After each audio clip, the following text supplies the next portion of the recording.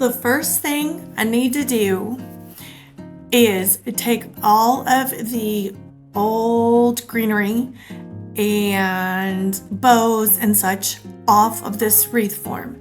Yes, it's all perfectly good. And yes, it actually was very pretty and there wasn't anything wrong with it. So why am I doing this, you might ask?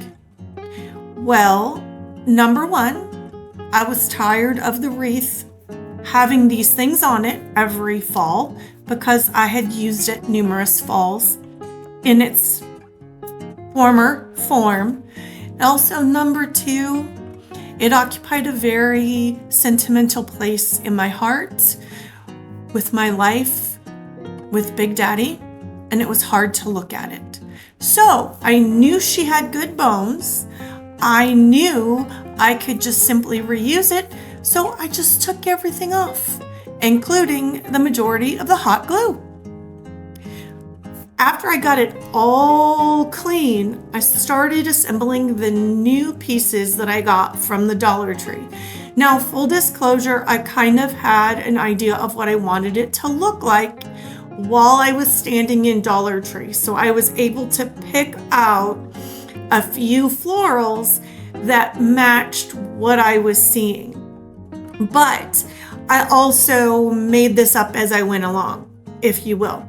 So I started fluffing out all of the leaves, fluffing out all of the flowers, and placing them where I wanted them.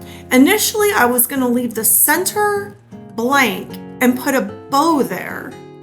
But the more I worked with everything, the more I decided I had an extra flower, and I really liked the way the extra flower worked in the center.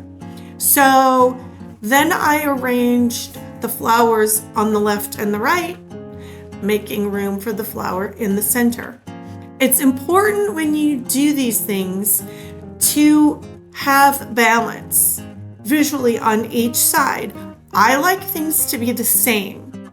I like there to be a center focal point, which in this case was the fifth flower. And then I like for things to sort of fan out or expand from there. So that's exactly how I arranged the flowers. I added a bow, and my college roommate taught me how to make floral bows. So if you don't know how to make a floral bow, that's okay. Just take some wired ribbon. Really, it does need to be wired ribbon. Take wired ribbon and make you a couple of regular bows. You can always hot glue them together, or just one regular bow with a knot in the center and a loop on each side and a couple of tassels hanging down would still be absolutely beautiful on any type of a wreath that you were going to make. So just because this is what I'm doing doesn't mean you have to do it the same way. I just wanted a fuller bow and something on the top to sort of draw your eye up.